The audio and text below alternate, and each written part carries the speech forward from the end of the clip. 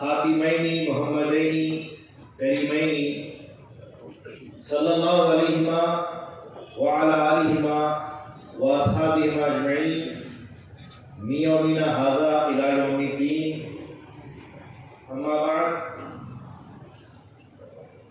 فقد قال اللہ تبارک و تعالی فی القرآن المجید والفرقان الحمید اعوذ باللہ من الشیطان الرجیم بسم اللہ الرحمن الرحیم یا ایھا الذین آمنوا ادخلوا فی السلم کافۃ ولا تتبعوا خطوات الشیطان انه لکم عدو مبین. وقال النبی صلی اللہ علیہ وسلم تعبد اللہ کأنک تراہ فإن لم تکن تراہ فإنه یراک. وقال میاں مہدی الموعود علیہ الصلوۃ والتسلیم تصدیق بندہ عمل است وگرنہ مقبول بے عمل مردود است. صدق اللہ العظیم وصدق رسولہ النبی الکریم وصدق المہدی الموعود علیہ الصلوۃ والتسلیم. ساری تعریف، ساری حمد و ثنا، ساری کی ساری اچھائیاں، ساری بڑائیاں اس پاک پروردگار کے لیے سزاوار ہے جو رب العالمین ہے. وہی اول ہے، وہی آخر ہے، وہی ظاہر ہے، وہی باطن ہے، وہ ایک ہے، اس کا کوئی شریک نہیں. لاکھوں کروڑوں درود و سلام ہو حضرت خاتم النبیین شفیع المذنبین رحمۃ للعالمین رحمۃ العاشقین احمد مصطفیٰ محمد مصطفیٰ رسول خدا صلی اللہ علیہ وسلم پر اور آپ کے تمام اہل بیت اطہار اور آپ کی تمام ذریات پر. اسی طرح لاکھوں کروڑوں درود و سلام ہو خاتم ولایت محمدیہ معصوم عن الخطا مبین کلام اللہ خلیفۃ اللہ امر اللہ مراد اللہ حضرت مینا سید محمد جونپوری مہدی موعود علیہ الصلوۃ والسلام پر اور آپ کے تمام اہل بیت اطہار اور آپ کی تمام ذریات. داعش پر تشریف فرما قابل احترام مرشدین اکرام فقراء الزام دانشوران قوم نوجوانوں نے قوم مہدویہ پس پردہ تشریف فرما عزت مآب خواتین السلام علیکم ورحمۃ اللہ وبرکاتہ. حاضرین گرامی، احمد نے قرآن پاک کی سورہ بقرہ کی 208 نمبر آیت کا آپ کے سامنے تلاوت کا شرف حاصل کیا ہے، جس میں رب العزت نے ارشاد فرمایا یا ایھا الذین آمنوا ادخلوا فی السلم کافۃ. یعنی اللہ تعالیٰ نے فرمایا کہ اے ایمان والو اسلام میں پوری طرح سے داخل ہو جاؤ، اسلام میں شامل ہو جاؤ، اسلام میں آ جاؤ. جب اسلام میں آنے کی بات ہو رہی ہے تو اللہ تعالیٰ کفار سے مخاطبت کر سکتا، مشرکین سے مخاطبت کر سکتا تھا، لیکن اللہ تعالیٰ نے مسلمانوں کو ہی فرمایا کہ مسلمان ہو جاؤ. قابل غور بات ہے کہ اللہ تعالیٰ نے ایمان والوں سے یہ فرمایا ہے کہ اے ایمان والو اسلام میں پوری طریقے سے داخل ہو جاؤ. آج فقیر اسی آیت مبارکہ کے تحت اپنے عنوان عقیدہ اور مقصد عمل کو بیان کرنے کی کوشش کرے گا، جسارت کرے گا. تو اس آیت کی تفہیم یہ ہے، تفسیر یہ ہے، اس کی تشریح یہ ہے کہ دور نبوت میں جو لوگ مسلمان ہوئے تھے، اسلام کو قبول کیا تھا، وہ لوگ بعد از اسلام حضرت موسیٰ علیہ السلام اور دیگر اوپر کے پیغمبروں کے طریقوں کو بھی لے کر چل رہے تھے. جیسا کہ یوم السبت ہفتے کا دن، اس دن مچھلیوں کا شکار کرنا منع ہے، یہ موسیٰ علیہ السلام کی قوم کے لیے تھا. تو مسلمان جو لا الہ الا اللہ موسیٰ کلیم اللہ کے بعد اب لا الہ الا اللہ محمد رسول اللہ کا کلمہ پڑھ چکے ہیں، پھر بھی دین موسیٰ کو استعمال کر رہے ہیں اور یوم السبت کو شکار کرنے سے اپنے آپ کو روک رہے ہیں۔ پھر اس کے ساتھ ساتھ اسی دن اونٹ کا گوشت کھانا یا اونٹ کا دودھ پینا، دودھ نکالنا، اس سے بھی اپنے آپ کو روک رہے ہیں۔ تو اس پر اللہ تبارک و تعالیٰ نے اس آیت کو نازل کیا اور مسلمانوں سے فرمایا کہ جو تم مسلمان بن گئے ہو، اسلام قبول کر گئے ہو، تو بہتر یہ ہے کہ پوری طریقے سے اسلام میں داخل ہو جاؤ۔ تو بولنا یہاں پر مقصد یہ ہے کہ جب تم مصدق ہو گئے ہو، پوری طریقے سے تصدیق کر چکے ہو، تو پوری طریقے سے اندر مصدقوں کی جماعت میں آ جاؤ۔ کیا بات، سبحان اللہ۔ مہدوی ہو چکے ہیں تو پوری طریقے سے مہدوی ہو جاؤ، کیا بات، اور پوری طریقے سے مہدوی ہونے کے لیے پورا مہدویوں کا عقیدہ پوری طریقے سے کامل اپناؤ۔ بے شک، آدھے مہدوی آدھے غیر مہدوی نہیں چلیں گے، کیا بات، آدھے ادھر آدھے کدھر آدھے بٹے نہیں چلیں گے۔ کیا بات،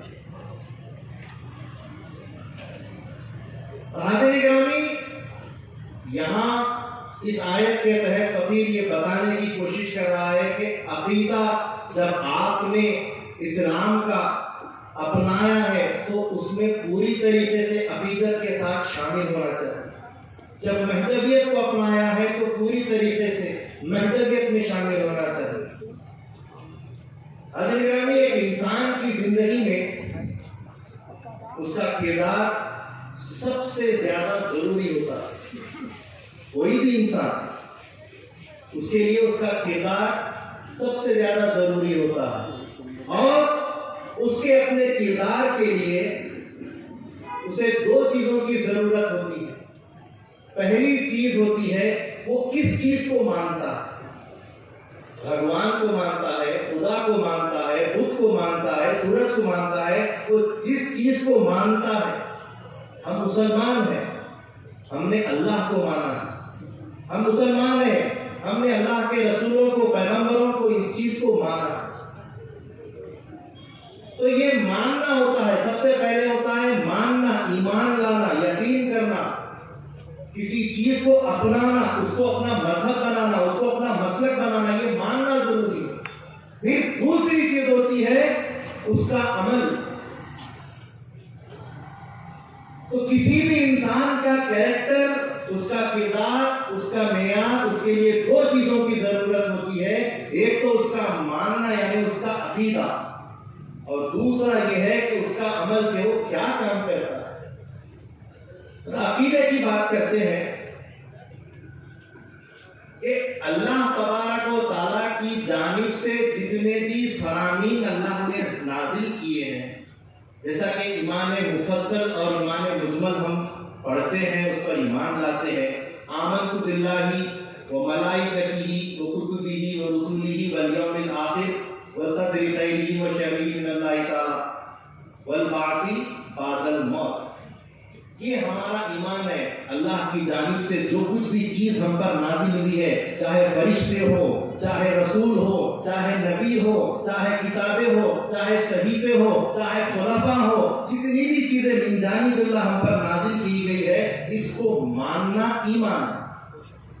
اب عقیدہ کیا چیز ہے؟ یہ چیزیں ہم پر ایسے ہی اللہ تعالیٰ نے نازل نہیں کی، اللہ تعالیٰ نے ذرائع، وسائل، وسیلے کے ذریعے سے ہم تک پہنچایا۔ تو اس ایمان کو خاتمین، سیدین، خلفاء، صحابہ، تابعین، تبع تابعین، اور جو اللہ تعالیٰ کے نزدیک مسلمان عزیز ہیں، ان کی پیروی، ان کی اتباع، ان کی اقتداء اور ان کی غلامی کا جو ذریعہ استعمال کرتے ہوئے جو ایمان لاتے ہیں، اس کو بولتے ہیں عقیدہ۔ ایمان کو جب غلامی کے عہدے سے آپ وابستہ ہوتے ہیں، تب جا کے وہ عقیدہ بنتا ہے۔ وہ عقیدہ کب بنتا ہے؟ جب آپ غلام بنتے ہیں، اپنے آپ کو سپرد کرتے ہیں، بغیر اقتداء کے، بغیر تقلید کے، بغیر وسیلے کے۔ یہ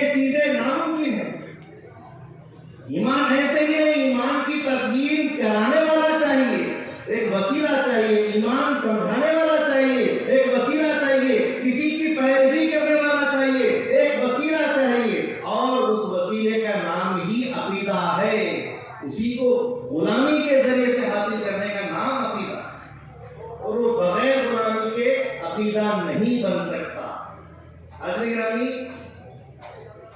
ایک مرتبہ دور نبوت میں حضرت حنظلہ رضی اللہ تعالیٰ عنہ جو جنگ احد کے شہید ہیں، وہ ایک مرتبہ کہتے ہیں حضرت ابوبکر صدیق رضی اللہ تعالیٰ عنہ سے کہ بھائی آپ کیسے ہو؟ ابوبکر کہتے ہیں کہ میں اچھا ہوں۔ ابوبکر پلٹ کر پوچھتے ہیں حنظلہ تو کیسا ہے؟ تو حنظلہ کہتے ہیں کہ حنظلہ تو منافق ہو گیا، وہ حنظلہ تو شہید جنگ احد ہیں جو غسیل ملائکہ کے نام سے یاد کیے جاتے ہیں، جن کو ملائکہ نے غسل دیا ہے شہادت کے بعد۔ وہ حنظلہ کہہ رہے ہیں کہ ابوبکر حنظلہ تو منافق ہو گیا۔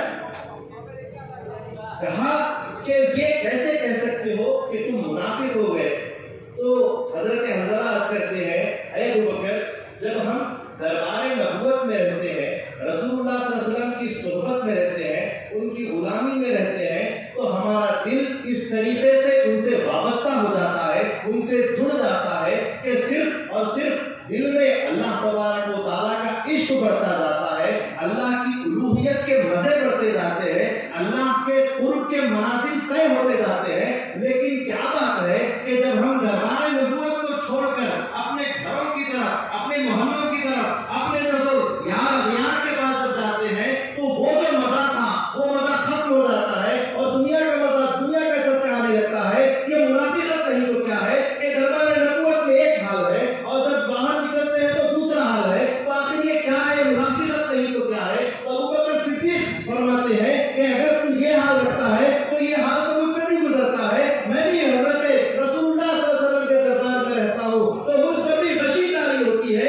ایک وابستگی اللہ تعالیٰ کی طرف سے تاری ہوتی ہے، ایک رسول اللہ صلی اللہ علیہ وسلم کا عشق تاری ہوتا ہے، قرآن کا عشق تاری ہوتا ہے۔ لیکن جیسا کہ تو کہہ رہا ہے کہ تو جب جدا ہوتا ہے میں بھی جدا ہوتا ہوں، میں بھی دنیا میں لگ جاتا ہوں، تو میرے اندر بھی منافقت ہے۔ دونوں گئے رسول اللہ صلی اللہ علیہ وسلم کے دربار میں گئے اور عرض کرنے لگے یا رسول اللہ یہ کیا بات ہے؟ یا رسول اللہ یہ کیا بات ہے کہ آپ کے دربار میں ایک الگ ہی مزہ اور ایک الگ ہی چاشنی، ایک الگ ہی کیفیت ہو جاتی ہے، اور آپ سے دوری کے بعد ایک الگ کیفیت ہو جاتی ہے؟ تو اللہ کے رسول صلی اللہ علیہ وسلم فرماتے ہیں اگر یہ کیفیت ہمیشہ کے لیے باقی ہو جائے تو اللہ کا نظام درہم برہم ہو جائے۔ اللہ کا نظام درہم برہم ہو جائے۔ جب قرآن پڑھا جاتا ہے تو عشق بڑھتا جانا چاہیے، جیسا کہ قرآن میں اللہ نے فرمایا انما المؤمنون الذین اذا ذکر اللہ وجلت قلوبهم واذا تلیت علیہم آیاتہ زادتہم ایمانا۔ اللہ تعالیٰ فرماتا ہے مومنوں کی پہچان یہ ہے کہ جب ان کے سامنے خدا کا ذکر کرتے ہیں تو ان کے دل وجد میں آ جاتے ہیں، اور جب ان کے سامنے قرآن کی آیات پڑھی جاتی ہے تو ان کا ایمان بڑھنے لگتا ہے۔ تو معلوم یہ ہوا کہ اللہ والوں کی صحبت میں رہنے سے عشق بڑھنے لگتا ہے، تو اس کے لیے سکھانے والے کی ضرورت ہے، اس کے لیے تلاوت کرانے والے کی ضرورت ہے، اس کے لیے ذکر خدا کرنے والے کی ضرورت ہے، اس کے لیے وسیلے کی ضرورت ہے۔ اور جب یہ وسیلہ ملتا ہے تو عشق ملتا ہے، جب عشق ملتا ہے تو غلامی ملتی ہے، جب غلامی ملتی ہے تبھی عقیدے کی درست بنیاد پڑتی ہے۔ یہ عشق آج جو یہ سما، آج رات کا، آج کے وقت کا سما ہے، اگر یہ سما ہمیشہ کے واسطے ایسے ہی رہ جائے تو اللہ تعالیٰ کی طرف سے جو دنیا کا نظام ہے وہ درہم برہم ہوتا ہے۔ آج بیٹھے ہیں، آج عشق کے جلوے مل رہے ہیں، آج ایمان کی عطائیات اللہ کی طرف سے ہو رہی ہے، پھر یہ وقت گزرے گا، پھر طلب ہوگی، پھر طلب ہوگی، پھر مجلس ہوے گی، پھر عشق کے جو جام پلائے جائیں گے۔ یہ کیفیت ایک جیسی ہے، لیکن اس کے لیے جڑتے رہنا چاہیے۔ اسی طریقے سے حضرت بندگینہ شاہ قطبی رضی اللہ تعالیٰ عنہ فرماتے ہیں کہ مرید اور مرشد کو چکمک کی طرح ہونا چاہیے، ایک دوسرے سے ملتے رہنا چاہیے، ایک دوسرے سے گھستے رہنا چاہیے، پتہ نہیں کب نور کی چنگاری سے لگ جائے۔ تو ملتے رہنا، اس سے عقیدہ بنتا ہے، عقیدت بنتی ہے، اعتقاد بنتا ہے، اقتدا بنتی ہے، وہ غلامی سے ہوتی ہے۔ حاضرین گرامی، غلامی ایسی ہونی چاہیے، عشق ایسا ہونا چاہیے، عقیدہ ایسا ہونا چاہیے۔ اب عقیدہ اگر ہم عقیدے اور عمل کو دونوں کو اگر سامنے مقابل میں لاتے ہیں، موازنہ کرنے کی اگر کوشش کرتے ہیں، تو آپ کو معلوم ہونا چاہیے کہ عمل سے زیادہ اہمیت عقیدے کی ہے۔ عقیدہ بنیاد ہے، اگر بنیاد اچھی ہوتی ہے تو عمارت بھی اچھی رہتی ہے، اگر بنیاد اچھی نہیں ہوتی تو عمارت گر جاتی ہے، عمارت ضائع ہو جاتی ہے۔ اگر عقیدہ اچھا ہوتا ہے تو عمل کی عمارت اچھی رہے گی، اگر عقیدے کی جو بنیاد خراب ہو جائے گی تو پھر عمل کی عمارت باقی نہیں رہے گی۔ اسی طریقے سے عقیدہ بیج ہے، اگر بیج ہی نہیں ہے تمہارے پاس تو تمہارے پاس پھل اور پھول کا تصور کیسا؟ عقیدہ بیج ہے، اگر خراب بیج بھی تمہارے پاس، خراب عقیدہ ہے تو بھی اس سے پھل اور پھول نہیں آتے۔ بیج اچھا ہونا چاہیے، کوالٹی والا ہونا چاہیے، وہ بیج زمین میں جائے گا تبھی پھل اور پھول دے گا۔ اگر اس میں خرابی رہے گی، اس عقیدے میں خرابی رہے گی تو وہ پھل نہیں دے گا، وہ عمل نہیں دے گا۔ عقیدہ اصل ہے، عمل فروع ہے۔ عقیدہ اصل ہوتا ہے، اگر ہمارا عقیدہ اصل مضبوط ہے، بہتر ہے، افضل ہے، اعلیٰ ہے، اچھا ہے، لیکن اعمال میں کمزوری ہے، اعمال میں جو سب کمزوری ہے، گراوٹ ہے، اعمال برابر نہیں ہے، تو اللہ تبارک و تعالیٰ ستار العیوب ہے، اللہ تبارک و تعالیٰ غفار الذنوب ہے۔ اللہ تعالیٰ فرماتا ہے کہ میرے عذاب پر میری رحمت غالب ہے۔ اللہ تعالیٰ قیامت میں حدیث میں ذکر ہے، اللہ تعالیٰ فرماتا ہے اگر کسی کا ایمان اور عقیدہ مضبوط ہے تو بروز قیامت جن کے عقائد اچھے نہیں لیکن اعمال کے انبار لگاتے جاتے ہیں، ان کے اعمال میں سے اعمال نکال دے گا اور اچھے عقیدے والوں کے اندر اس کے اعمال ڈال دے گا اور اس کو پھر اپنے پاس بلا دے گا۔ عقیدہ اصل ہے، عقیدہ مضبوط ہونا چاہیے۔ جو بزرگ حضرات ہیں جنہوں نے مشائخ اعظام کی صحبت اختیار کی ہے، مرشدین کی صحبت میں اکثر رہا کرتے ہیں، وہ جو آج بزرگ بن کے یہاں بیٹھے ہیں، جیسا کہ کہا جاتا ہے، کہاوت ہے، ملا کی دوڑ مسجد تک، ان کی دوڑ اپنے گاؤں، اپنے علاقوں تک رہی، اپنی مسجدوں تک رہی، اپنے دائروں تک رہی، اپنے مرشدوں تک رہی، لیکن جو آج کا جوان ہے، نوجوان ہے، اس کی دوڑ اب مسجد تک نہیں رہی، ملا تک نہیں، مسجد اور دائرے تک نہیں رہی، بلکہ اس کی دوڑ اب باہر کی ہو گئی۔ ہمارے نوجوان شہر سے دوسرے شہر نہیں بلکہ ملک سے دوسرے ملک جا رہے ہیں، اور ایسے ایسے ممالک جا رہے ہیں جن کا پروناؤنسیشن بھی ہم کو برابر نہیں آتا، ان کی اسپیلنگ، ان ممالک کی اسپیلنگ بولنا تک ہم کو نہیں آتا، اس کو پروناؤنس کرنا نہیں آتا۔ ایسے ایسے نئے نئے ملکوں میں جا کر ہمارے جوان بس رہے ہیں، اپنوں سے دوری ہو رہی ہے، جہاں چخمک کے جیسا گھستے رہنے کا حکم دیا گیا ہے، وہاں اتنی لمبی لمبی مسافتیں اور دوریاں اختیار کر لی گئی ہیں، تو بھلا عقیدہ کیسے مضبوط رہے گا؟ مہدی موعود علیہ السلام نے تو یہ تعلیم دی ہے کہ تم کو ہجرت بھی اگر کرنا ہے، اگر وطن چھوڑ کے دوسرے وطن بھی جانا ہے تو راہبر کے لیے جاؤ، مرشد کے لیے جاؤ فرمایا۔ راہبر کو چھوڑ کر دوسرے ملکوں کو جا رہے ہیں، یہ کیسی تعلیم ہے، یہ کیسی روٹی ہے؟ یہ تعلیم نہیں دیتی۔ اب جا رہے ہیں تو ان غیروں کے علم میں آپ پھنس جاتے ہیں، کم علم ہونے کی وجہ سے ان سے معروف ہو جاتے ہیں، اور پھر آپ کا عقیدہ کیا ہو جاتا ہے کہ جس طریقے سے پتنگ کی ڈور ہوتی ہے، اس ڈور سے بھی کمزور آپ کا عقیدہ بن جاتا ہے کہ وہ کاٹ کر آپ کی پتنگ عقیدے کی لوٹ لیتا۔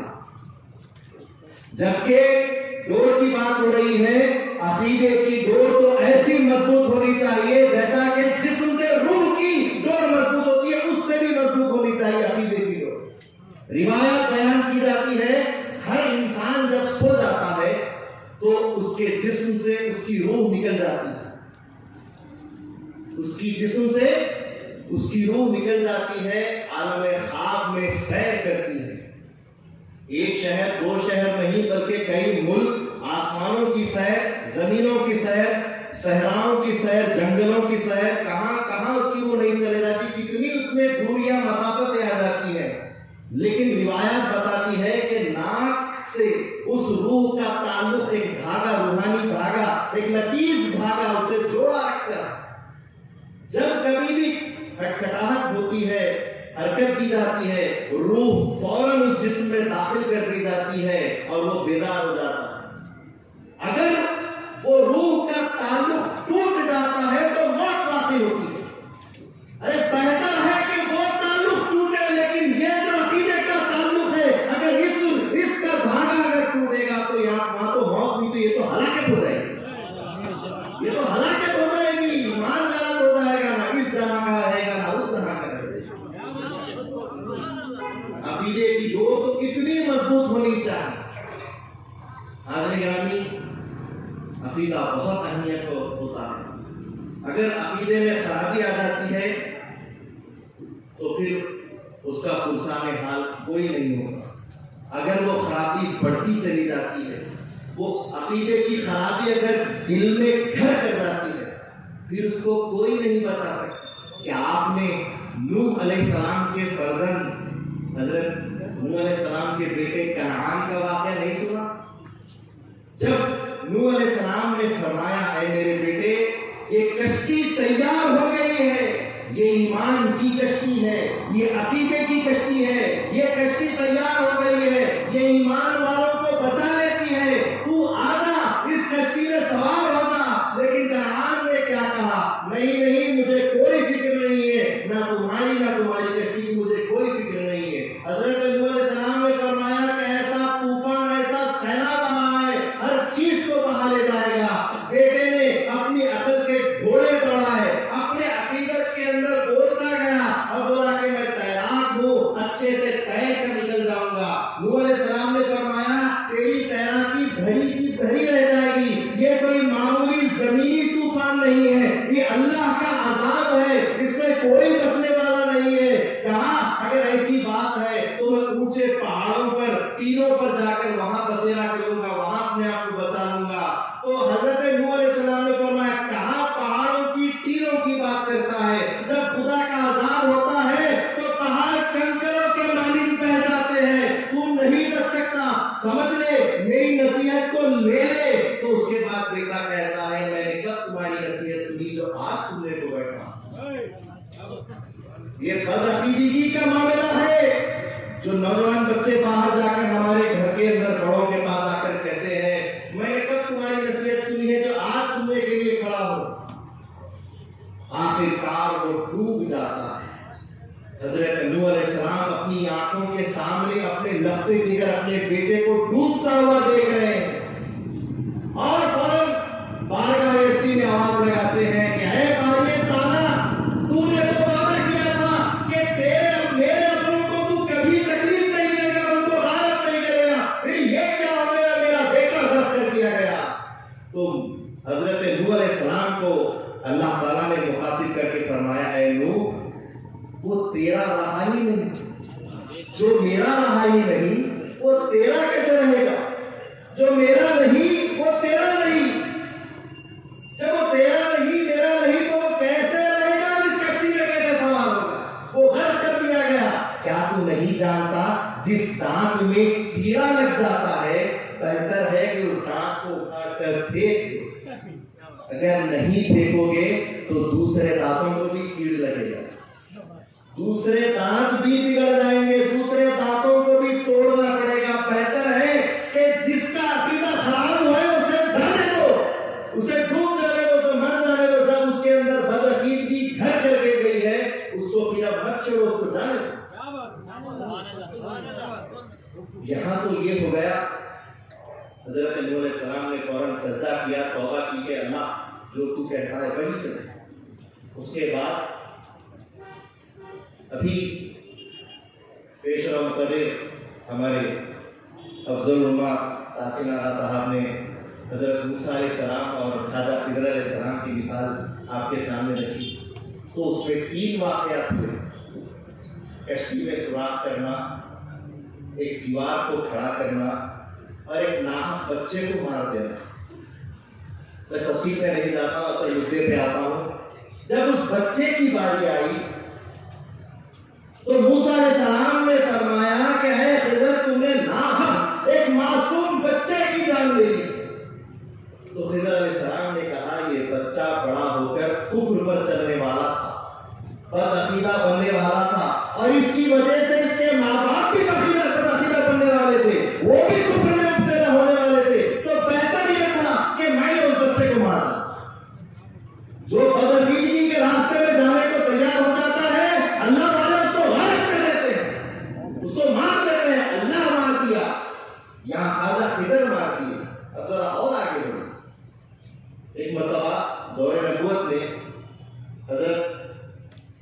عمر فاروق رضی اللہ تعالیٰ عنہ اپنے بیٹے کے ساتھ بیٹھے ہوئے گفتگو کر رہے ہیں. بیٹے نے بات میں ایک بات یاد آئی, کہا ابا جان آپ کو یاد ہے ایک مرتبہ جنگ کا ماحول تھا اور ایسے میں آپ مسلمان میں کافر اور میری تلوار کے نیچے آپ آ گئے, میری تلوار کی زد میں آپ آ گئے تھے, تو میں نے عشق پدری کے خاطر اپنی تلوار کھینچ لی کہ آپ میرے والد ہیں, اس کو پیدا کرنے والے ہیں. میں نے یہ سوچ کر اپنی تلوار واپس ہٹا لی. اسی وقت غلامی اور عقیدہ نے کیا سبب کیا؟ حضرت عمر فاروق نے فرمایا کہ اے میرے بیٹے, اگر اس وقت تلوار کے نیچے تو آ جاتا تو میں یہ نہیں دیکھتا کہ تو بیٹا ہے میرا پسر ہے, بلکہ اسی وقت تیرا گردن اڑا دیتا, تجھے قتل کر دیتا. جو بدعقیدہ مسئلہ چل رہا ہے, بیٹا ایک وقت وہاں بدعقیدہ ہوا تو اللہ نے رد کیا, بیٹا یہاں پر بدعقیدہ ہونے والا تھا تو خضر نے مار دیا. یہاں تو انتہا ہو گئی کہ باپ نے ہی خود بیٹے کو مارنے کی بات ہے.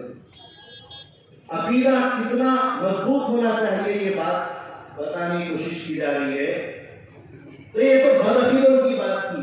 اب آئیے عقیدے کی طرف. جو اچھے عقیدے والے ہیں, جو منسلک ہیں, جڑے ہوئے ہیں, انہوں نے بھی اپنے عقیدے کی ایک نئی روش ڈال دی. میں کچھ حقائق اور سچائیوں کی بات کر رہا ہوں. اب عقائد میں بڑھتے بڑھتے یہاں تک بات پہنچتی ہے کہ اللہ والوں کی صحبت کو اختیار کرنے کے لیے عقیدہ یہ بنایا گیا کہ چمتکار کو نمسکار. حضرت ہمارا یہ کام ہے, یہ کرا دیجیے, ہم آپ کو مان لیں. حضرت ہم کو یہ تعویذ دے دیجیے, ہم کو وہ دے دیجیے, ہم کو یہ کر دیجیے, ہم کو وہ کر دیجیے, کرامت دکھا دیجیے, ہمارا کام نکلوا دیجیے, بے برکتی ہے برکت دلا دیجیے, دکان نہیں چلتی دکان چلا دیجیے, کام نہیں بنتے کام بنا دیجیے, دشمن عذاب بنا ہوا ہے دشمن کو مروا دیجیے. یہ کام عقیدت کے بن گئے ہیں. سمجھ میں آ رہی ہے بات؟ عقیدت اب اس میں ہو گئی ہے. جبکہ امامنا مہدی موعود علیہ السلام نے فرمایا کہ کرامت ملامت ہے. مہدی موعود علیہ السلام نے داناپور میں 3 دن کا صوم وصال رکھا اور اللہ تعالیٰ سے ہر دم یہ دعا کرتے رہے کہ مولا ان کرامتوں کی ملامتوں سے میری قوم کو محفوظ رکھ.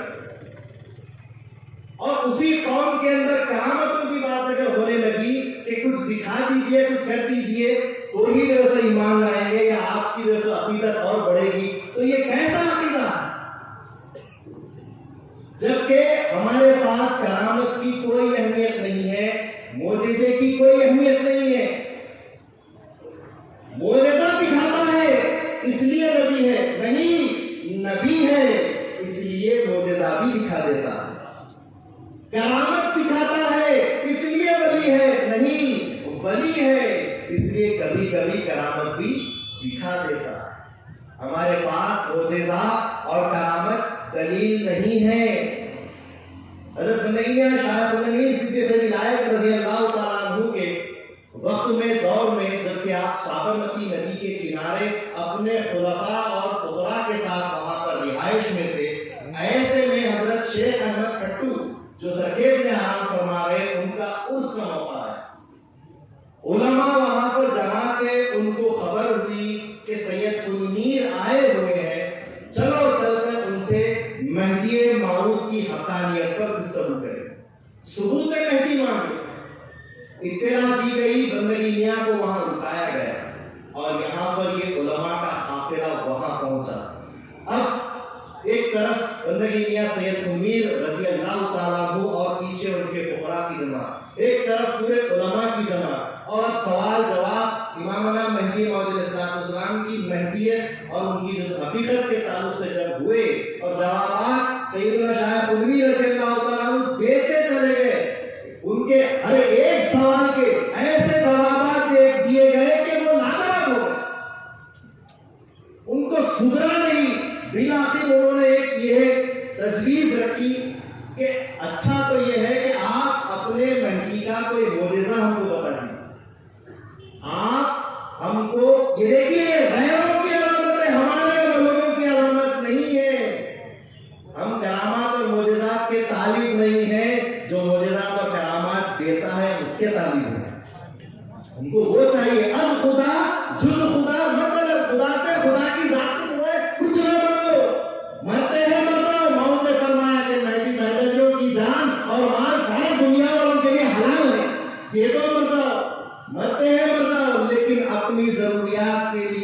یہ چیزیں طلب نہ کرو۔ حضرت بندگی میاں شاہ قدومی رضی اللہ تعالیٰ عنہ نے ان سے ان کے سوال پر کہ معجزہ دکھا دیجیے، مہدی کا معجزہ دکھا دیجیے، ہم ایمان لے آئیں گے، تو بندگی میاں شاہ قدومی رضی اللہ تعالیٰ عنہ نے فرمایا معجزہ تو قیامت تو جادو سے مماثل ہوتی ہے، مشابہت ہوتی ہے، جادو سے مشابہت ہوتی ہے، وہ دلیل قطعی نہیں۔ ہمارے یہاں معجزات اور کرامت دلیل قطعی نہیں، مہدی موعود کی حقیقت اور ان کی حقانیت، سچے مہدی ہونے کی دلیل یہ معجزات اور کرامت نہیں، ان کے سچ ہونے کی علامت اور دلالت رسول اللہ صلی اللہ علیہ وسلم کی نبوت کو پیش کرنے کی جو دلالت دی گئی ہے کہ اخلاق اور کردار، رسول اللہ صلی اللہ علیہ وسلم نے اپنی نبوت کو کس بنا پر پیش کیا؟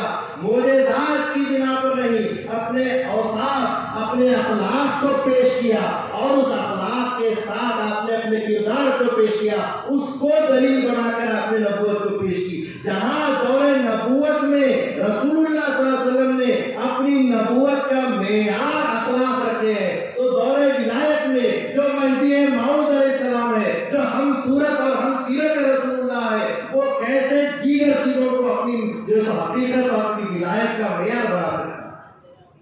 اس کا معیار بھی اخلاق ہے۔ لیکن اگر تم کو یہ چھوٹی دلیل جو کہ دلیل قطعی نہیں ہے، ضعیف دلیل ہے کہ معجزہ دیکھ کر ایمان لانا ضعیف دلیل ہے، مصری کی دلیلوں پر ایمان لانا ضعیف دلیل ہے۔ بہرحال بندگی میاں نے فرمایا یہ جتنے فقراء یہاں پر آپ کو نظر آ رہے ہیں، ان فقراء کی جماعت میں سے جو آپ کو سب سے زیادہ حقیر فقیر نظر آتا ہے، اس حقیر فقیر سے 1,24,000 انبیاء کے معجزات میں سے جو معجزہ مانگنا چاہو مانگ لو، لیکن شرط یہ ہے کہ معجزات دکھانے کے بعد ایمان لانا پڑے گا۔ جب یہ بات رکھی گئی تو انہوں نے پھر ہیلا بہانہ ڈھونڈا اور ایک دوسری بات کرتے ہوئے اپنی بات کو ختم کیے، اور ان کے دلوں میں ایک روک پڑ گیا تھا، اگر ہم اس وقت سوال کے اوپر آگے بڑھ جاتے تو ہم ان کے چہرے دیکھ رہے تھے کہ ان کے چہروں کی کیفیت اور تاثیرات ایسی ہو گئی تھی، اگر ہم جو معجزہ بولتے ہیں معجزہ دکھانے کو تیار، وہ کیفیت ہوتی ہے۔ تو معلوم یہ ہوا کہ معجزات ہمارے لیے نہیں ہے، کرامات ہمارے لیے نہیں ہے، ہمارے لیے اخلاق ہے، ہمارے لیے کردار ہے، ہمارے لیے رسول اللہ صلی اللہ علیہ وسلم اور مہدی موعود علیہ السلام کا اسوہ حسنہ ہے، وہ ہمارے لیے ضروری ہے، ان کی زندگی ہمارے لیے نمونہ ضروری ہے۔ حضرت مہدی موعود علیہ السلام کے پاس کچھ لوگ آئے، دائرے میں رہنے لگے، اور رہنے کے بعد کچھ دنوں کے بعد اجازت دیے جانے لگے۔ موعود علیہ السلام نے پوچھا کہاں آئے، کہاں گئے؟ تو ان لوگوں نے کہا ہم نے آپ کا کافی نام سنا کہ آپ بہت بڑے ولی ہیں، بہت زبردست آپ بیان فرماتے ہیں، اور ہم اس ارادے سے یہاں آئے کہ آپ سے کوئی کرامت، کوئی معجزہ دیکھ لیں تو ایمان لے آئے۔ تو امامنا مہدی موعود علیہ السلام نے جو بات اس وقت فرمائی ہے، موعود علیہ السلام نے فرمایا کہ کیا تم نے شرع شریف کے خلاف کوئی کام دیکھا؟ کیا تم نے فرائض میں کوتاہی دیکھی؟ کیا تم نے واجبات میں کوتاہی دیکھی؟ کیا تم نے سنتوں میں کوتاہی دیکھی؟ کہا کہ نہیں، کہا کہ یہی سب سے بڑا معجزہ ہے۔ فرائض، واجبات، سنتیں، یعنی کہ رسول اللہ صلی اللہ علیہ وسلم کی پیروی اور اتباع میں رہنا، یہ معجزہ ہے، یہی سب سے بڑا معجزہ ہے، یہی ہمارا کردار ہے، یہی ہم کو کرنا چاہیے، یہی ہمارے عقیدے کی مضبوطی کا ذریعہ ہے، یہ ہونا چاہیے۔ اب جب ہمارے پاس اچھا عقیدہ ہے، ہمارے پاس بہتر عقیدہ ہے، تو اب عقیدہ ہے تو اس کے بعد عمل ضروری ہے، عمل ضروری ہے۔ ہم مہدویوں کی شناخت اور پہچان تو عمل سے ہوتی ہے۔ مولانا ابوالکلام آزاد نے اپنے تذکرے میں کیا لکھا کہ یہ وہ مہدوی ہیں جو زمین کی طہارت کے لیے فرشتہ نما صورت لے کر اللہ تعالیٰ نے ان کو نازل کیا ہے۔ ہمارے اعمال کی وجہ سے، ہمارے کردار کی وجہ سے غیروں نے ہم کو یہ کہا بادشاہ اورنگزیب اپنے ہاتھ پر ہاتھ مارتا تھا، ہر رات مہدویوں کی تسبیح سنتا تھا، ان کے عمل کو دیکھتا تھا۔ مہدوی کیسے تھے اورنگزیب کے زمانے میں؟ ارے فرض عین والے تو فرض کفایہ کی پابندی ہماری نہیں کر سکتا۔ وہ عمل اپنا، وہ کردار اپنا پیش کر دیتے تھے۔ اورنگزیب ہاتھ پر ہاتھ مارتا تھا کہ میں شیعوں کے اپنے مذہب چھپانے سے اور مہدویوں کے اپنے مذہب دکھانے سے پریشان ہو گیا۔ وہ ہمارا عمل تھا، ہم اپنی مہدویت کی تبلیغ اپنے عمل سے کرتے تھے، ہماری شخصیت ہمارا اظہار کرتی تھی، ہماری زبان کو بولنے کی ضرورت نہیں تھی، ہمارا کردار، ہمارا انداز، ہمارا چلنے پھرنے اٹھنے بیٹھنے ساری زندگی کا کردار ہمارا جیسے بتاتا تھا کہ ہم مہدوی ہیں، ہم عمل کرتے ہیں۔ حضرت گرامی، ایک مرتبہ حضرت رسول خدا صلی اللہ علیہ وسلم عمل کی بات ہو رہی ہے تو بنیاد کہاں سے ہونی چاہیے؟ حضور سے ہونی چاہیے۔ حضور نے، اللہ تعالیٰ نے فرمایا وَمَا آتَاكُمُ الرَّسُولُ فَخُذُوهُ، جو رسول دے اسے لے لو۔ رسول نے کیا دیا؟ لَقَدْ كَانَ لَكُمْ فِي رَسُولِ اللَّهِ أُسْوَةٌ حَسَنَةٌ، تحقیق کہ تمہارے لیے بہترین چیز حضور کی زندگی، حضور کا نمونہ ہے۔ حضور نے سب سے پہلے کیا دیا؟ اپنی ذات کو دیا، اپنے کردار کو دیا۔ رسول اللہ صلی اللہ علیہ وسلم نے اس کے بعد کیا دیا؟ رسول اللہ صلی اللہ علیہ وسلم نے فرمایا کہ میں تمہارے درمیان دو چیزیں چھوڑ کے جا رہا ہوں، ایک قرآن ہے، ایک میری فطرت ہے۔ رسول اللہ صلی اللہ علیہ وسلم نے پھر کیا دیا؟ رسول اللہ صلی اللہ علیہ وسلم نے فرمایا علیکم بسنتی و سنت الخلفاء الراشدین، تم پر میری سنت بھی ہے، میرے خلفاء راشدین کی سنت بھی ہے، میں ہوں، میرے ساتھ میرے خلفاء بھی ہیں، تم پر، تمہارے لیے ضروری ہے کہ تم ان کی سنتوں پر بھی چلو۔ رسول اللہ صلی اللہ علیہ وسلم نے پھر آگے کیا دیا؟ اصحابی کالنجوم، میرے صحابہ تاروں کے مانند ہیں، بِأَيِّهِمْ اقْتَدَيْتُمْ اهْتَدَيْتُمْ، جس کسی کی بھی پیروی کرو گے تم کو ہدایت ملے گی۔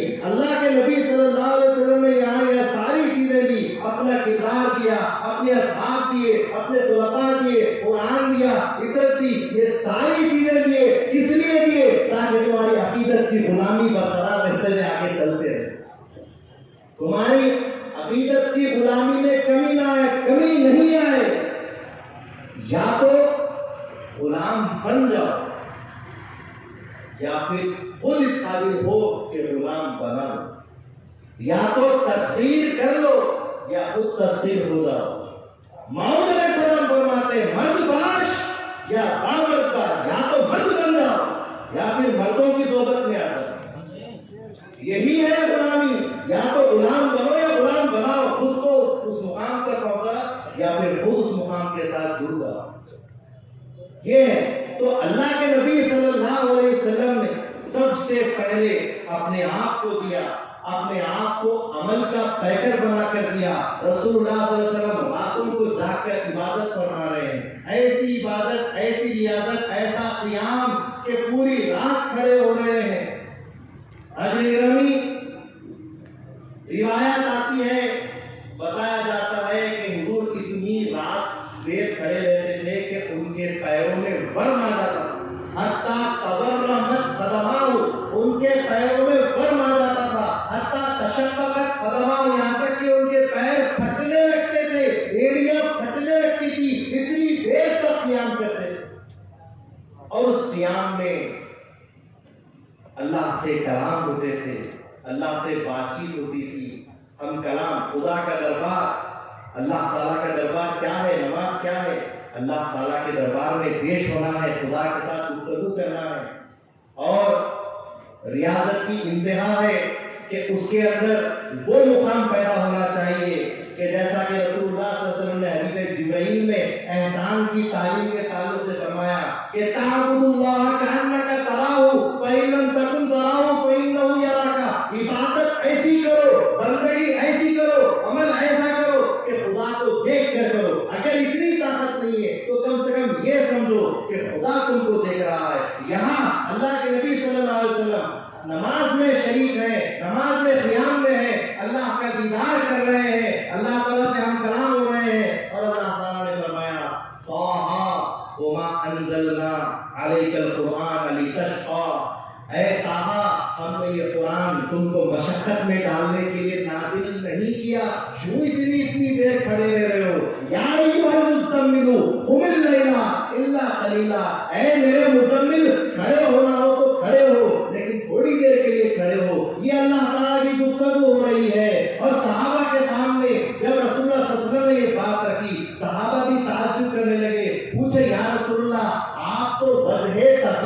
کائنات ہے، آپ تو اللہ تعالیٰ کی طرف سے رحمت للعالمین ہے، آپ تو شاپ محشر ساتھیے جامع کوثر کا مقام رکھتے ہیں، آپ اتنی محنت کیوں کر رہے ہیں؟ تو رسول اللہ صلی اللہ علیہ وسلم نے ان کو جواب دیتے ہوئے فرمایا کہ افلا اکون عبدا شکورا، کیا میں اللہ کا شکر کرنے والا بندہ نہ بنوں؟ مجھے اتنے جب مقامات سے اللہ نوازا ہے تو میں کیا اللہ تعالیٰ کا شاکر بندہ نہیں بنوں؟ وہ نبی جو تم کو تعلیم دینے کے لیے، تم کو قرآن پر اللہ کے احکام پر چلانے کے لیے آیا ہے، لیکن وہ چلایا ہی نہیں ہے تو خود کو پیش کر کے چلایا ہے، خود نے مشقت کر کے چلایا ہے۔ یہی تعلیم تو مہدی موعود علیہ السلام دے رہے ہیں، بعمل مقبول بے عمل مردود، کہ جو بعمل ہوگا، جو مشقت کرے گا وہی مقبول ہوگا، اور جو عمل نہیں کرے گا وہ جو سب مردود ہو جائے گا۔ خود حضور نے عمل کیا، مہدی موعود علیہ السلام نے عمل کیا، عمل کی تعلیم دی، یہاں تک کہ گھرانے رسول میں بی بی فاطمہ خاتون جنت رضی اللہ تعالیٰ عنہا وہ گھر میں گھر کے سارے کام کیا کرتی تھی۔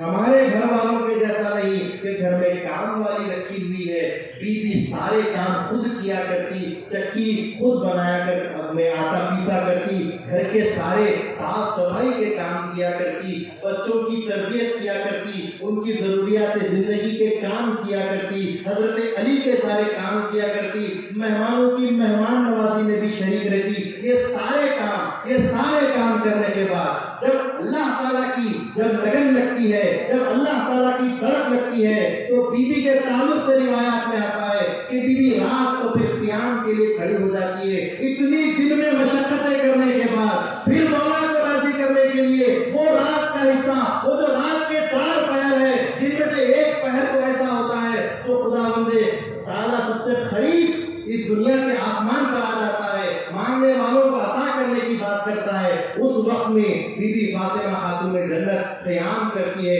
روایات بتاتی ہے کہ آپ کا ایک ایک سجدہ ایسا ہوتا تھا کہ کبھی کبھی فجر کی اذان ہو جاتی۔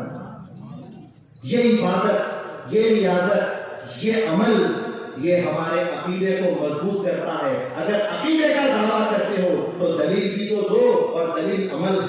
اگر عمل نہیں ہے تو تمہارے عقیدوں میں کھوکھلے ہیں۔ وہ گلاب کا پھول جو خوشبو دیتا ہے، وہ پھول جو خوشبو دیتا ہے اس کو پسند کیا جاتا ہے، اور جو پھول خوشبو نہیں دیتا اس کو پھینک دیا جاتا ہے۔ اگر تمہارے اندر عمل کی خوشبو ہے، اللہ اور رسول اور مہدی کے پاس تم مقبول ہو، اگر تمہارے پاس عمل نہیں ہے تو تم بیکار ہو، تمہاری کوئی ضرورت نہیں ہے۔ جس طریقے سے زندگی کے اندر سانسوں کی ضرورت ہوتی ہے اسی پر زندگی چلتی ہے، اسی طریقے سے اگر ایمان کی بات کریں تو ایمان زندہ رہتا ہے تو تمہارے عمل کی سانسوں سے زندہ رہتا ہے۔ اگر عمل نہیں ہے تو ایمان نہیں ہے، اگر سانسیں نہیں ہے تو زندگی نہیں ہے۔ یہ ضروری ہے ہمارے لیے۔ اب امامنا مہدی موعود علیہ السلام نے بھی وہی تعلیم دی، حضور نے جو دیا ہم نے لے لیا۔ رسول اللہ صلی اللہ علیہ وسلم نے فرمایا المہدی منی یقو اثری ولا یفتی، اب میں تم کو مہدی دیتا ہوں، وہ مہدی مجھ سے ہے، میرے قدم پر قدم چلے گا، کبھی خطا نہیں کرے گا۔ وہ مہدی موعود علیہ السلام آئے، اس مہدی موعود علیہ السلام نے کیا فرمایا؟ میں بھی کوئی نیا مذہب نہیں لایا ہوں، مذہب ما کتاب اللہ و اتباع محمد رسول اللہ، میرا مذہب بھی اللہ کی کتاب ہے اور رسول اللہ صلی اللہ علیہ وسلم کی پیروی ہے۔ میں بھی عقیدے کی بات کرتا ہوں، عمل کی بات کرتا ہوں، جو حضور نے زندگی گزاری ہے اسی زندگی پر تم کو گام گھر کرنے کے لیے آیا ہوں۔ جہاں اللہ کے رسول صلی اللہ علیہ وسلم نے مشقتیں کی ہے، میں بھی تم کو مشقتیں کرانے کے لیے آیا ہوں۔ مشقت کرو، اللہ تعالیٰ کا ذکر کرو، اس سے کہانیوں کے ذریعے سے خدا کو نہیں پا سکو گے، صرف اور صرف اللہ کے ذکر سے پا سکو گے، عمل سے پا سکو گے۔ عمل کرو، مہدی موعود علیہ السلام نے فرمایا، نہ یہاں تک کہ صرف فرمایا نہیں بلکہ عمل کر کے بھی دکھایا۔ جب آپ کو جذبہ حق آیا، 12 سال کا جذبہ تھا، اس جذبے میں مہدی موعود علیہ السلام کی کیفیت کیا تھی؟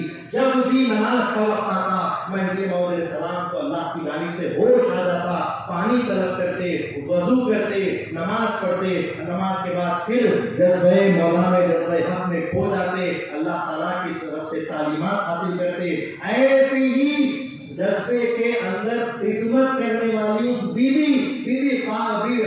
بی لہذا رضی اللہ تعالیٰ عنہ وہ خدمت خدمت کر رہی ہیں. ایک وقت کا پانی مانگا, تھوڑی سی دیر ہوئی, مہدی موعود علیہ السلام جذبے میں چلے گئے, پینے کا پانی لے کر بیوی کھڑی ہے, خدمت میں کھڑی ہے. اور اس کے بعد جب مہدی موعود علیہ السلام کو فجر کے وقت آپ کے جو جذبہ ختم ہوا, مہدی موعود السلام نے پوچھا کہ یہ کب سے لے کر کھڑی ہو؟ کہا کہ جس وقت سے آپ نے طلب کیا ہے اس وقت سے آپ پورا لے کر آپ کے سامنے کھڑی ہو. تو انہوں نے فرمایا وہ آپ پورا رکھو, وضو کے لیے پانی لاؤ. وضو کیا, 2 رکعت نماز پڑھی, اللہ تعالیٰ سے دعا کی کہ اے اللہ, جس طریقے سے اس بیوی نے میری خدمت کر کے مجھے راضی کیا ہے, میں دعا کرتا ہوں کہ تو اپنے دیدار کے ذریعے سے اس کی آنکھوں کو ٹھنڈک دے دے. تو اس وقت سے بیوی کے تعلق سے بتایا جاتا ہے کہ خلیفۃ اللہ کی خدمت میں رہنے سے, خلیفۃ اللہ کی خدمت کرنے سے, اللہ والوں کی خدمت کرنے سے, ان کی صحبت میں, ان کی غلامی میں رہنے سے وہ عمل پیدا ہوتا ہے کہ بیوی اس بات کے بعد سے ایک نماز بھی ایسی نہیں پڑھی کہ جس میں اللہ کا دیدار نہیں ہوتا ہو. تعبد اللہ کہانیہ کا کراؤ, عبادت ایسی کرو کہ خدا کو دیکھ کر کرو, یعنی تو کم سے کم اس طریقے سے رہو کہ خدا تم کو دیکھ رہا ہے. وہ عبادت بیوی کو کیسے نصیب ہوئی؟ خلیفۃ اللہ کی وجہ سے. عبادت تو پہلے بھی کی, لیکن غلامی کے بعد, غلامی کے شرف کے بعد, اس عقیدت کے بعد, اس خدمت کے بعد جو عبادت شروع ہوئی ہے, وہ عبادت کا مزہ بیوی نے اللہ کے رضا سے حاصل کیا. غلامی میں عقیدت میں آنا چاہیے, اس غلامی کو قبول کرنے کے بعد پھر عمل میں آ جانا چاہیے. اپنا دعویٰ عقیدت کا غلامی کا ہے تو پھر عمل کے ذریعے سے دلیل دینا چاہیے. مہدی موعود علیہ السلام نے فرمایا تصدیق بندہ عمل سے, بندے کی تصدیق عمل سے, وگرنہ مقبول بے عمل مردود ہے, اور اگر عمل نہیں تو بے عمل مردود ہے, وہ قبول نہیں کیا جائے گا. حضرت گرامی, اس میں 2 باتیں ظاہر ہوتی ہیں. سب سے پہلے تو یہ کہ مہدی موعود علیہ السلام کو ماننا ہی عمل ہے, مہدی موعود علیہ السلام کی تصدیق ہی عمل ہے. آگے یہ سارے اعمال ہیں جو موعود علیہ السلام نے فرمائے ہیں, جو قرآن اور حدیث کی روشنی میں, لیکن پہلے مہدی کا ماننا عمل ہے, کیونکہ مہدی موعود علیہ السلام کی عمل ضروریات دین میں سے. اللہ تبارک و تعالیٰ نے جس قرآن کا بیان فرمانا ہے وہ مہدی موعود علیہ السلام سے فرمایا. خلق الانسان علمہ البیان, آپ کو پیدا کیا اور آپ کے ذریعے سے بیان کروایا, یہ ضروریات دین میں سے ہے. قل ھذہ سبیلی ادعو الی اللہ علی بصیرۃ انا ومن اتبعنی, دیدار کے راستہ میں بلاتا ہوں, وہ بھی بلائے گا جو میرے بعد آئے گا. دیدار پہ بلانا یہ ضروریات دین میں سے ہے. مہدی موعود علیہ السلام کے تعلق سے رسول اللہ صلی اللہ علیہ وسلم نے فرمایا کہ مہدی موعود علیہ السلام ہلاکت سے بچانے کے لیے آئے جیسا کہ میں آیا ہوں. تو یہ ضروریات دین میں سے آپ دعوے ہلاکت امت محمدیہ بن کر آئے. اس طریقے سے کئی ایسے امور ہیں, سبیت کی تقسیم کرنا, رسم عادت فطرت کو مٹانا, اور جو عشق کا پیغام دینا, یہ سارے ضروریات دین میں سے. اگر یہ عمل ہے تو پھر اس عمل کو قبول کرنا ہر ایک اس مسلمان کے اوپر لازم ہے. پھر جب اس کو قبول کر لیا گیا ہے تو اس کے بعد مہدی موعود علیہ السلام کی غلامی میں آنے کے بعد, غلامی تصدیق میں آنے کے بعد, ان کی عقیدت کا مظاہرہ یہ ہونا چاہیے کہ عمل سے ثبوت دینا چاہیے. اگر آپ مہدوی ہیں, اگر آپ ایمان لا چکے ہیں تو آپ پر ضروری ہے کہ آپ عمل کریں. مہدی موعود علیہ السلام کے یہاں کچھ لوگ آئے اور کہنے لگے کہ میرا بھی جھوٹیاں دیجیے, میرا بھی لباس دیجیے. مہدی موعود السلام نے دے دیا, فرمایا کہ لے لو, لباس بھی لے لو, جوتیاں بھی لے لو, لیکن غور سے سن لو کہ تبرکاً اس کو اٹھا کے رکھنا نہیں ہے, بلکہ اس کو استعمال کر اس کو ضائع کر لو. کیوں فرمایا؟ مہدی موعود علیہ السلام نے فرمایا کہ قیامت کے روز یہ چیزیں کیا, بندے کی کھال بھی اڑ کر اگر بیٹھ جاؤ گے, تبرک سمجھ کر اس میں بھی چھپ جاؤ گے, اللہ تعالیٰ اس میں سے بھی نکال کر تم سے تمہارا حساب لے گا. عمل کرنا ہمارے لیے لازم و ملزوم ہے. جب موت کا آخری وقت آیا تو صحابہ سارے رو رہے تھے. حضرت سیدنا شاہ نعمت رضی اللہ تعالیٰ عنہ کو ہسکیوں پر آ گئے. موت نے فرمایا کون روتا ہے؟ کہا کہ بندہ نعمت روتا ہے. اپنی کلاه افتخار اتاری اور شاہ نعمت کے سر پہ رکھی اور فرمایا نعمت, اور اہلیہ نے نعمت کو اللہ نے بخش دیا ہے. اس کے بعد فرمایا اے نعمت, یہ رونے کا وقت نہیں ہے, آج بندہ تمہارے درمیان, یہ رونے کا وقت نہیں ہے, آج بندہ تمہارے درمیان